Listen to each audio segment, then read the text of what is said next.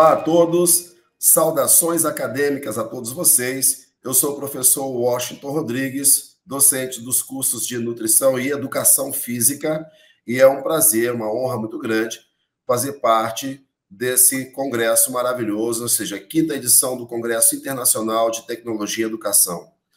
A nossa proposta e a palestra de hoje, basicamente, é um evento fantástico, justamente da possibilidade da gente conseguir trazer e compartilhar com vocês um garoto prodígio maravilhoso que nos atendeu com muito carinho, e isso tem sido muito importante, a gente conseguir interagir com pessoas e cabeças pensantes de outros espaços que nos atendem com o maior carinho, e vem trazendo um trabalho fantástico, né? Falando sobre a saúde mental dentro do cenário esportivo, tá? Com vocês, nós temos o Matheus Sanches Jocura. Ele é discente do curso de Educação Física da Unesp em Presidente Prudente, né? Programa institucional de bolsas de iniciação à docência, e na área de Educação Física com ênfase em deficientes do ensino básico, integrando o grupo de estudos de desporto e exercício, e também o grupo de imunometabolismo do músculo esquelético, ex-bolsista do Conselho Nacional de Desenvolvimento Científico e Tecnológico, né, CNPq, através do Programa Institucional de Bolsas de Iniciação Científica, o PIBIC, e atualmente bolsista da Fundação de Amparo à Pesquisa do Estado de São Paulo, a FAPESP. Matheus tem uma experiência boa nos programas de iniciação científica e também tem um histórico pessoal de participação em programas de treinamento físico, especificamente o atletismo, né, atleta do atletismo, e nos atendeu com muito carinho. E seja bem-vindo, Matheus. Muito obrigado pelo carinho, viu? Obrigado por nos atender. A palavra é sua. Obrigado aí pela bela apresentação, Washington. É um prazer enorme poder participar do 5º Congresso Internacional de Tecnologia na Educação. Eu fiquei bem feliz com o convite de vocês e de poder partilhar um pouco sobre a minha experiência relacionada à saúde mental no ambiente esportivo, que é um tema que precisa ser ainda mais trabalhado, eu acredito, dentro de universidades e até mesmo de clubes esportivos, a fim de amenizar o prejuízo de transtornos, seja depressão, ansiedade, entre outros, e aumentar ainda mais o rendimento desses atletas, né? Bom, eu trouxe para vocês, então, uma pequena aula, uma palestra sobre a saúde mental e esporte. Para introduzir, vou trazer, apesar do Washington já ter falado um pouco, vou trazer um pouco sobre quem sou eu, né? Eu sou, então, discente do 3º ano de graduação em Educação Física, na Faculdade de Ciência e Tecnologia, a Unesp de Presidente Prudente. Sou orientado pelo professor doutor Fabrício Eduardo Rossi. Faço parte do grupo de estudo de desporto e exercício de força, o GDEF. Sou monitor também de 2 projetos grandes de extensão, ou seja, de projetos que atendem o público externo da faculdade. Um deles é o Movimente, que eu vou falar um pouquinho mais para vocês depois, e o Superação, onde a gente aplica a iniciação esportiva para crianças com sobrepeso e obesidade de 7 a 17 anos. Sou monitor também da disciplina de atletismo dentro da faculdade lá da Unesp. Sou ex-bolsista do Programa Institucional de Bolsa de Iniciação à Docência do CAPES, ex-bolsista do Programa Institucional de Bolsa de Iniciação Científica da CNPq, e atualmente eu estou no meu 2º ano da Bolsa de Fluxo Contínuo de Iniciação Científica da FAPESP. Aqui eu trouxe para vocês uma fotinha do nosso laboratório no último congresso, que a gente esteve todos presentes. Bom, pensando então um pouquinho nos projetos de pesquisa do nosso grupo, a gente tem 2 grandes projetos, que são eles o Movimente e um estudo que a gente está realizando com atletas de alto rendimento.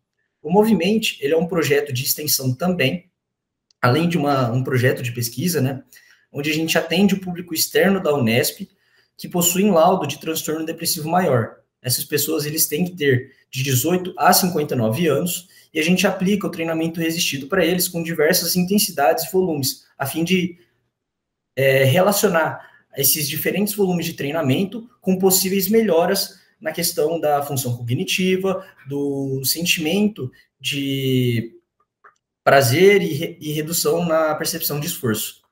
Além disso, então, a gente tem os estudos com atletas de alto rendimento, a gente possui como amostra estudo atletas convencionais e também para atletas de badminton. nesse estudo, a gente faz o rastreio de sintomas de depressão e ansiedade, e a gente tenta relacionar esse rastreio dos sintomas com possíveis alterações fisiológicas, através de biomarcadores como os níveis de cortisol, níveis de IGF-1, IL-10 e por aí vai. Bom, para começar então a palestra de fato, a gente tem que levar em consideração alguns conceitos, né? A saúde mental, ela é caracterizada pelo bem-estar emocional, psicológico e social de um ser humano. Porém, ao decorrer da vida, toda a população está exposta a enfrentar transtornos mentais, que, segundo a OMS, são problemas de saúde caracterizados por deficiências cognitivas, comportamentais ou emocionais, que afetam significativamente a funcionalidade, as atividades essenciais da vida e a qualidade de vida dessa população. Quando a gente pensa nisso, a gente vai focar, então, em 2 transtornos específicos, que são eles o transtorno depressivo maior e o transtorno de ansiedade. O transtorno depressivo maior, ele é caracterizado por um humor persistente, então, deprimido, perda de interesse ou prazer, alterações de apetite ou no sono, agitação ou retardo psicomotor, entre outros sintomas. Só que quando a gente pensa em transtorno depressivo maior, a gente tem que levar em consideração que todos esses sintomas, eles devem se acarretar de maneira crônica, não somente por 1 ou 2 dias durante a semana, mas sim durante semanas, meses e até mesmo anos. Já o transtorno de ansiedade, ele inclui sintomas como o medo excessivo, a preocupação persistente, ataques de pânico, ansiedade antecipatória e o comportamento de evitação. Quando a gente pensa, então, nesses 2 transtornos, foram feitos um levantamento da OMS nesse ano, e um estudo em 2023 para trazer a prevalência desses transtornos na população mundial. E segundo a OMS, 5,7% da população mundial enfrenta o transtorno depressivo. Já, segundo o estudo feito em 2023, 4,05% da população mundial enfrenta o transtorno de ansiedade. Então, vocês podem ver que essa prevalência, apesar de não ser uma porcentagem muito alta, ela acarreta mais de 300 milhões de pessoas ao redor do globo. Pensando, então, nesses conceitos de transtorno, de saúde mental, a gente tem que saber diferenciar a questão do transtorno com a questão do sintoma. Os sintomas, eles são manifestações isoladas ou conjuntos de sinais que indicam que algo não está bem no funcionamento físico, emocional ou cognitivo.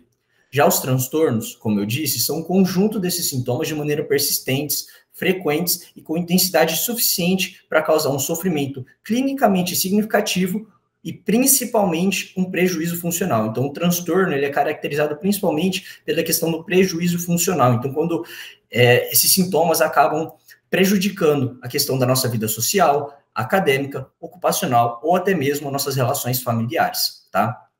E quais são as principais consequências, então, desses sintomas e desses transtornos? Os sintomas de depressão e de ansiedade, eles afetam principalmente na função cognitiva, eles atuam numa hiperatividade do eixo hipotálamo adrenal, eles acarretam no aumento de citocinas pró-inflamatórias, como o TNF-alfa e o IL-6, eles acarretam em distúrbios do sono, transtornos alimentares e principalmente na redução da qualidade de vida dessa população. Pensando, então, nessa questão dos prejuízos, os sintomas e os transtornos de ansiedade e depressão, eles acarretam na hiperatividade do eixo hipotálamo adrenal, o eixo HPA, elevando os níveis de cortisol de maneira crônica. Esses níveis de cortisol, cronicamente elevados, eles podem promover neurotoxicidade e a redução da neurogênese no hipocampo, além de promover uma disfunção do córtex pré-frontal. Isso acarreta em prejuízos, em déficits na função cognitiva, na tomada de decisão e na função executiva do ser humano, tá? Já pensando na questão da expressão do fator neurotrófico derivado do cérebro, o famoso BDNF, as pessoas que estão expostas a sintomas de depressão e ansiedade, elas apresentam baixos níveis de BDNF, que estão associados à redução da plasticidade sináptica e neural, possivelmente atrofiando a questão do hipocampo também. E também, como eu citei anteriormente, existe o aumento dessas citocinas inflamatórias. Existem algumas revisões e meta-análises que elas sugerem que a inflamação elevada desses sintomas de ansiedade e depressão, eles podem preceder e aumentar o risco do desenvolvimento de possíveis transtornos mentais. Isso sugere para a gente uma via causal bidirecional. Então, tanto os sintomas de depressão e ansiedade elevados podem acarretar no aumento de citocinas inflamatórias, quanto o aumento de citocinas inflamatórias devido a estresse metabólicos podem acarretar no aumento de sintomas de depressão e ansiedade.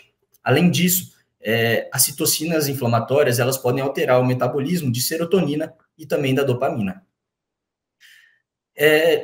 Pensando, então, nessas inúmeras consequências que os transtornos mentais podem trazer na vida do ser humano, como o exercício físico, então, ele pode beneficiar essa saúde? Bom, o exercício físico, ele traz inúmeros benefícios, sejam eles o aumento da neuroplasticidade, a melhora na autoestima e na autopercepção, melhora no sistema imunometabólico, redução do estresse e a melhora da função cognitiva. Pensando nesses benefícios fisiológicos, o exercício físico de maneira crônica, ele diminui a sensibilidade tecidual aos glicocorticoides e reduz os níveis de cortisol em repouso, auxiliando também na questão da qualidade do sono. Porque quando uma pessoa ela apresenta sintomas de depressão elevados ou sintomas de ansiedade elevados, e ela tem esse aumento exponencial da liberação de cortisol devido à hiperatividade do eixo HPA, ela apresenta distúrbios do sono devido justamente aos níveis altos de cortisol em repouso durante o sono, atrapalhando o REM, que é a questão do sono profundo que eles chamam, né? O exercício também, ele promove, então, uma reatividade do eixo HPA mais favorável às situações de estresse. Acontece a preservação e o aumento do volume do hipocampo, e os exercícios aeróbios, acho importante citar, os exercícios aeróbios e resistidos, eles acabam elevando os níveis de BDNF, além de outros fatores neurotróficos, que promovem, então, essa plasticidade sináptica perdida pelos sintomas de depressão e ansiedade, aumentando a neurogênese e também tendo uma recuperação estrutural do cérebro. Algumas meta-análises, elas mostram que o exercício, ele particularmente pensando de maneira moderada e consistente, ele reduz também os níveis de citocinas pró-inflamatórias e aumentam os níveis, a produção de citocinas anti-inflamatórias, como o IL-10, o IL-1RA e o próprio IL-6.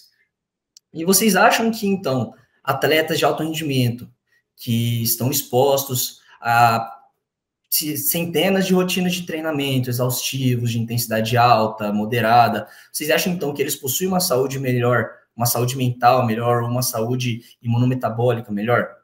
A resposta, infelizmente, é não. Os atletas, eles estão expostos a mais de 640 fatores estressores ao longo de suas carreiras esportivas, como, por exemplo, pressão de patrocínios, de técnicos, mudanças de categorias, entre outras situações. Esses fatores, eles podem estar relacionados e podem levar a distúrbios do sono, como também sintomas de depressão e ansiedade. Ambos podem levar a alterações fisiológicas e imunometabólicas desses atletas. Eu trouxe aqui para vocês um estudo feito pelo nosso laboratório, onde ele, através de uma revisão sistemática e de uma meta-análise, ele avaliou a prevalência de sintomas de depressão e ansiedade na população atlética atual. Como resultado, a gente tem que 15% da população de atletas do mundo atual sofre de sintomas de ansiedade, 18% para sintomas de depressão, e 35% desses atletas sofrem de sintomas combinados de ansiedade e depressão.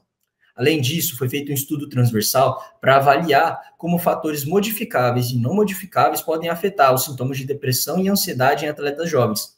E foi encontrado que a má qualidade do sono, a prática de esportes individuais e uma idade mais avançada pode desencadear, então, esses sintomas de depressão. Pensando nisso, a minha primeira bolsa de iniciação científica da FAPESP foi justamente comparar os sintomas de depressão em atletas de acordo com os determinantes sociais, como o sexo, a etnia e a raça, a condição socioeconômica e o grupo social. Quando a gente olha para essa tabela, então, a gente pode encontrar uma diferença estatisticamente significativa para sexo, então uma prevalência maior de sintomas de depressão entre as mulheres, e também para o grupo minoritário. O que seria esse grupo considerado minoritário? Segundo a literatura, a gente tem a interseccionalidade, que é o acúmulo de determinantes sociais.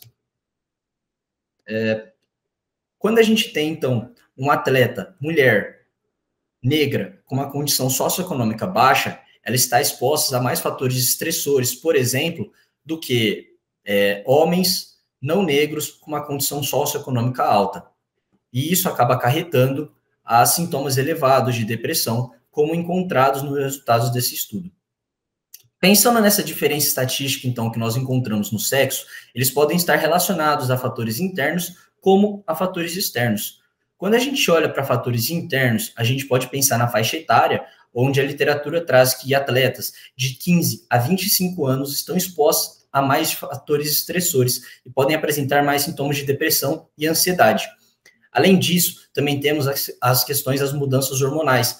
Algumas mulheres, dependendo da idade, podem ser mais sensíveis às mudanças hormonais devido ao ciclo menstrual, além de individualidades socioemocionais. Por conta do machismo estrutural recorrente na atualidade, e dentro do cenário esportivo também, as mulheres acabam tendo traços mais perfeccionistas, segundo a literatura, podendo acarretar mais medo de erro, então elevando sintomas de depressão e ansiedade também. Pensando nos fatores externos, a gente tem principalmente a questão da discriminação sexual, além do baixo incentivo para o desenvolvimento esportivo, principalmente nas categorias de base feminina. É muito comum, infelizmente, vocês verem professores de escola, seja fundamental, ensino médio, juntando times de jovens homens de futsal ou de vôlei para poder disputar campeonatos, competições.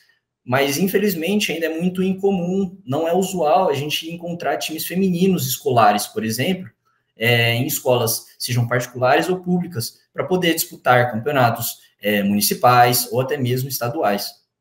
E pensando nessa discriminação sexual, um dado relevante que a gente tem também, em 2023 foi feito um levantamento, uma reportagem, para avaliar a diferença da premiação total arrecadada para a última Copa do Mundo feminina e da diferença para a última Copa do Mundo masculina.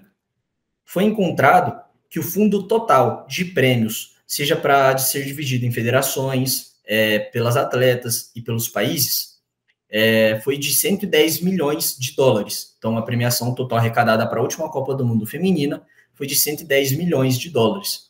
Porém, esse valor representa só 25% do valor total arrecadado para a última Copa do Mundo masculina, que apresenta um fundo total de 440 milhões de dólares, para vocês verem a discrepância que ainda está presente nesse ambiente esportivo.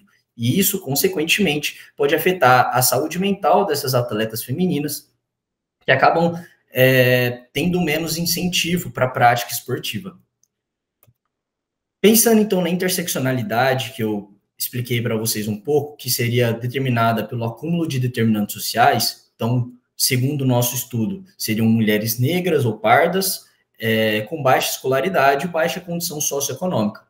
Esse acúmulo de determinantes sociais pode afetar a qualidade e localidade de habitação, além da precariedade da educação e segurança pública, justamente devido, às vezes, a baixas condições socioeconômicas e pelo racismo estrutural que ainda é muito presente na nossa sociedade. Pensando ainda assim em atletas, vocês veem diversas reportagens quase todos os dias de algum atleta sofrendo racismo, seja no Brasil, na América do Sul, na Europa e por aí vai.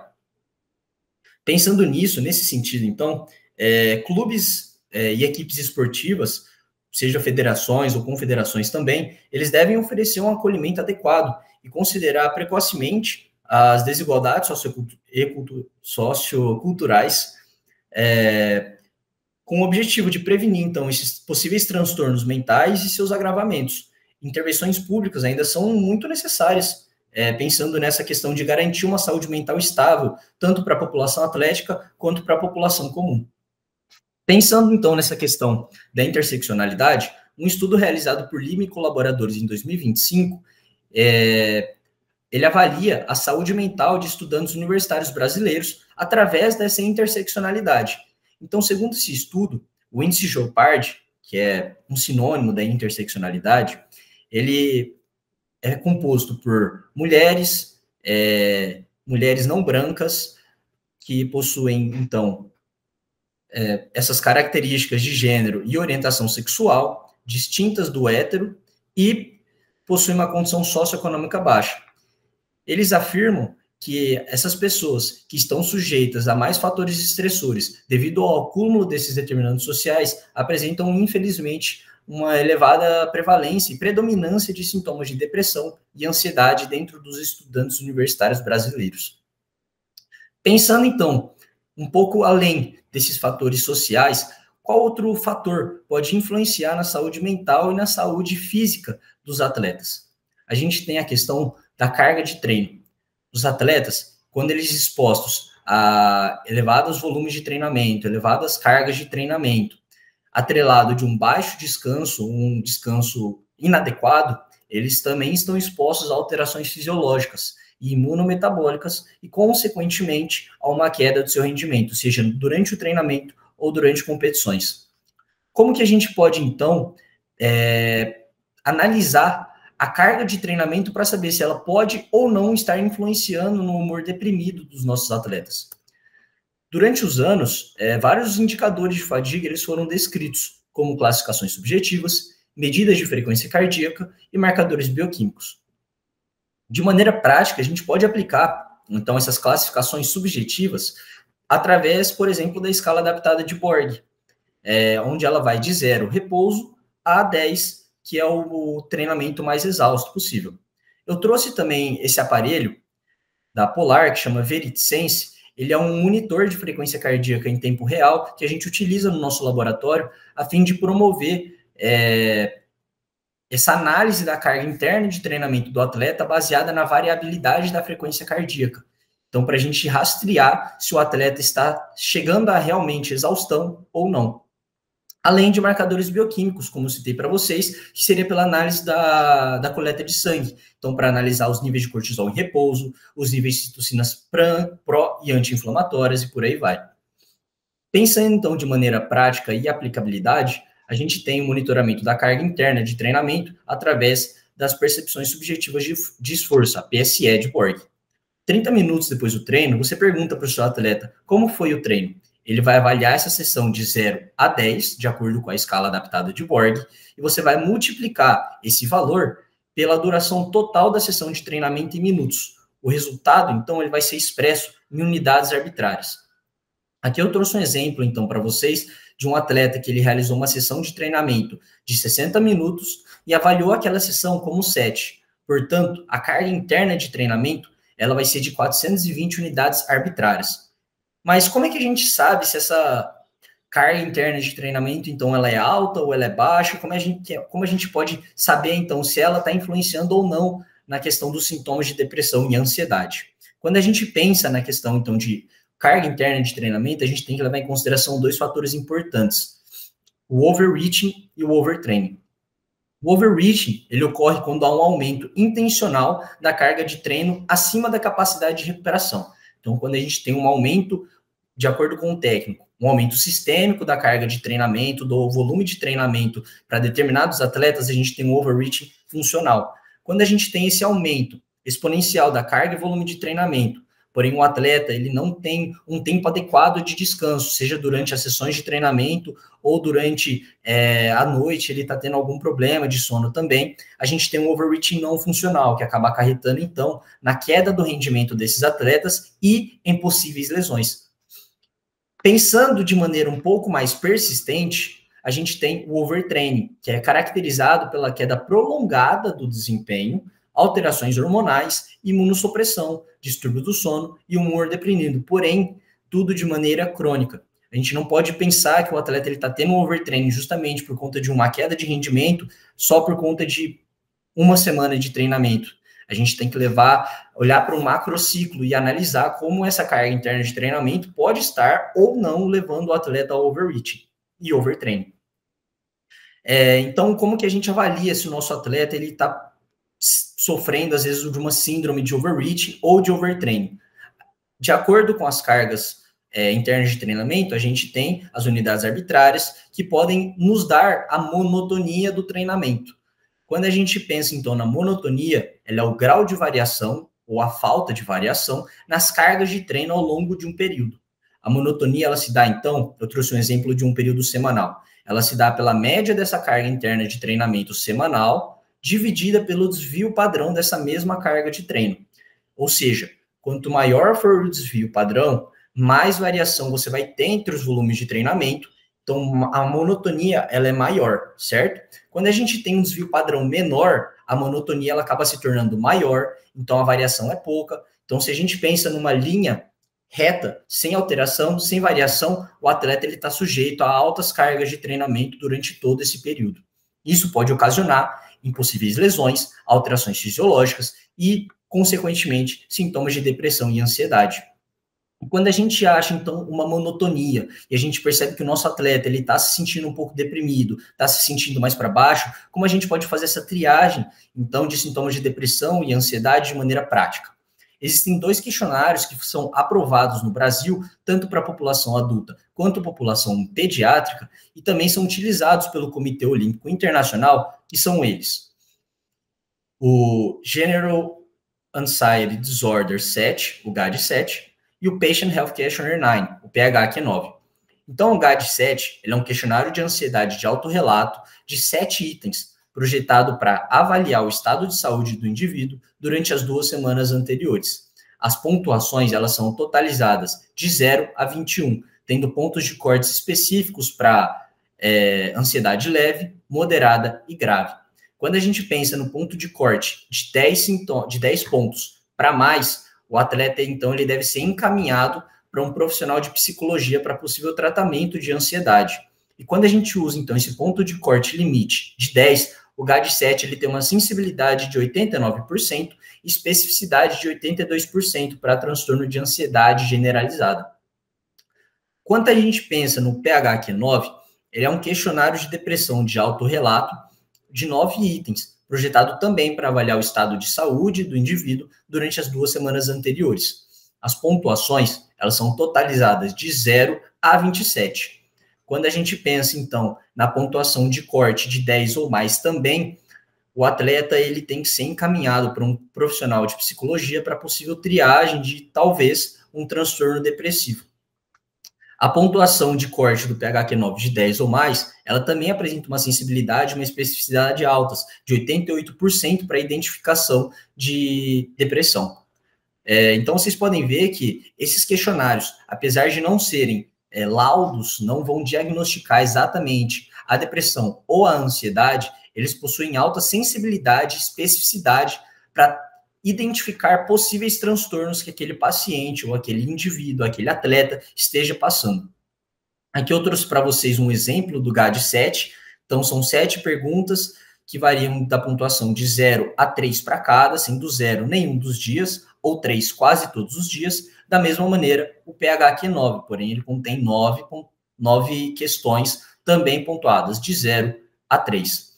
Quando a gente pensa, então, nessa questão da psicologia, da questão da saúde mental relacionada ao atleta, é muito importante a gente sempre pensar no trabalho multiprofissional, um trabalho multidisciplinar, envolvendo fisioterapia, seja para tratamentos ou recuperações entre sessões de treinamento, no profissional da educação física, justamente para a questão do treinamento físico, da preparação física, a psicologia para auxiliar nessa questão de rastreio e tratamento de sintomas de depressão e ansiedade, a fim de trazer uma melhor percepção de vida, uma melhor qualidade de vida para esses atletas que estão expostos a inúmeros fatores estressores, e juntamente a nutrição, porque a nutrição ela também está relacionada a alterações no sistema imunometabólico, queda de rendimento, sintomas de depressão e ansiedade, por aí vai. E uma coisa que é muito importante frisar, apesar de todos esses benefícios que eu trouxe para vocês, o exercício físico ele não substitui o tratamento farmacológico. Porém, ele agrega demais ao tratamento de pacientes com TDM ou de transtorno de ansiedade generalizada. Resumindo, então, um pouquinho da aula, os transtornos mentais, eles são déficits cognitivos, comportamentais ou emocionais que afetam a qualidade de vida de maneira prolongada da população.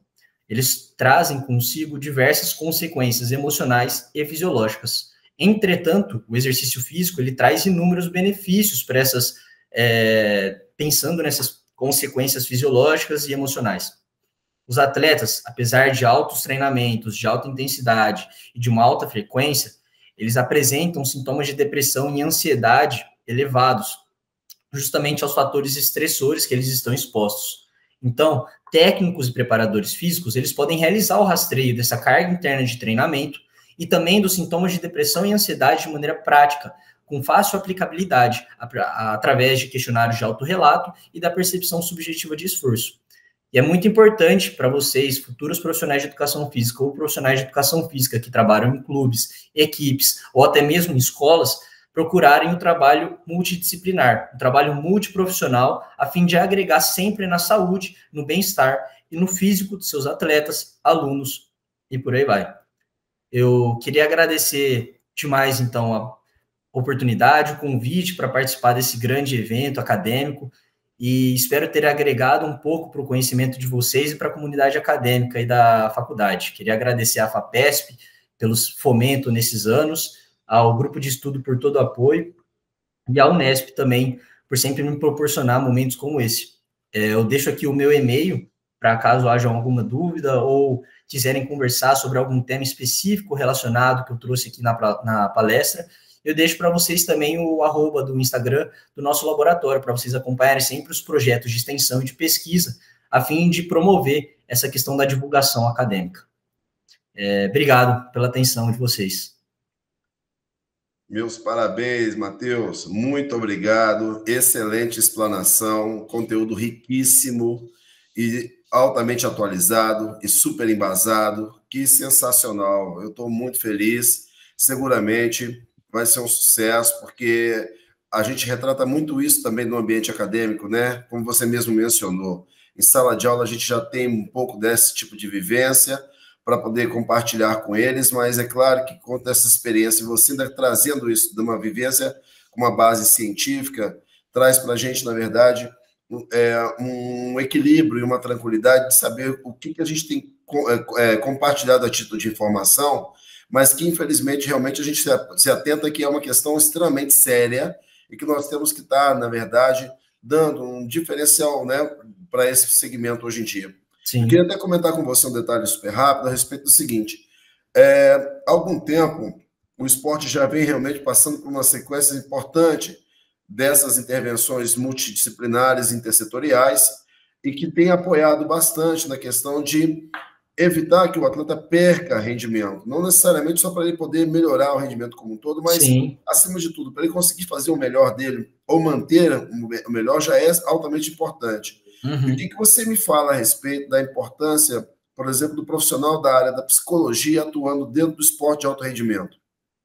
Bom, como eu trouxe, então, durante a explicação, os atletas, eles, infelizmente, estão expostos a mais de 640 fatores estressores, segundo o Comitê Olímpico Internacional. Pensando nesses fatores estressores, então, o profissional de psicologia ele pode atuar dentro de clubes ou federações, a fim de promover a redução, não necessariamente dos fatores, mas das consequências emocionais que esses fatores podem promover. Então, se o atleta, ele, às vezes, tem uma competição importante e ele está visando essa competição o ano inteiro, o profissional de psicologia ele pode ir lá e conversar com o atleta, sugerir diferentes métodos para aliviar aquela tensão e aquela ansiedade para a competição, e aí, consequentemente, vão trazer benefícios físicos também com essa redução dos sintomas de ansiedade. Perfeito. Eu acho justamente um detalhe importante, o quanto tem evidenciado, na verdade, a necessidade e a importância desse profissional nesse segmento nos dias de hoje. E não poderia deixar de mencionar, eu não sei se você está atento, mas na edição anterior das Olimpíadas de Tóquio, né, nós tivemos o caso específico da desistência da estrela olímpica norte-americana Simone Biles, da ginástica artística, e ela realmente mencionou isso, né? Além dos quadros específicos, não necessariamente só a síndrome de burnout, mas o estado mesmo ligado à questão, né, dessa supressão, vamos dizer assim, de ordem mental e psicológica, que interfere muito na questão do atleta. Então, eu creio assim, pela comunidade esportiva, do modo geral, ela foi considerada uma heroína, que foi uma das primeiras a se manifestar abertamente sobre essa questão. Sim. Mostrar que existia uma limitação e que isso gerou um comprometimento, ela precisava de um momento para ela. Tanto Sim. que voltou com uma fantástica maestria, vamos dizer assim, né, na Olimpíada de Paris agora. O que você me fala a respeito disso? É interessante trazer o caso da Simone Biles, por exemplo, e é interessante você ter falado dessa questão do burnout.